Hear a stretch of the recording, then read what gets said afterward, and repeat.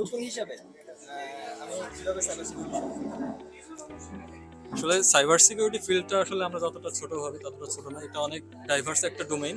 তো সেই ক্ষেত্রে শুরু করাটা যে কোনো জায়গা থেকে হতে পারে, কিন্তু সাইবার সিকিউরিটিতে শুধু যে সিকিউরিটি রিলেটেড বিষয়গুলো থাকে তা না, এখানে ব্যাকগ্রাউন্ড বা ফান্ডামেন্টাল হিসেবে টেকনোলজির সব বিষয়ে বেসিক নলেজ থাকা আসলে ফান্ডামেন্টাল যে বিষয়টা এটা দরকার।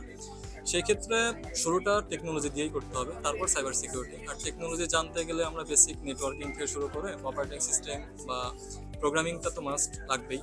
হয়তো ইনিশিয়াল পর্যায়ে মনে হচ্ছে যে সাইবার সিকিউরিটিতে প্রোগ্রামিং লাগে না, কিন্তু একটা পর্যায়ে যে প্রোগ্রামিং ছাড়া আসলে আগানো যাবে না।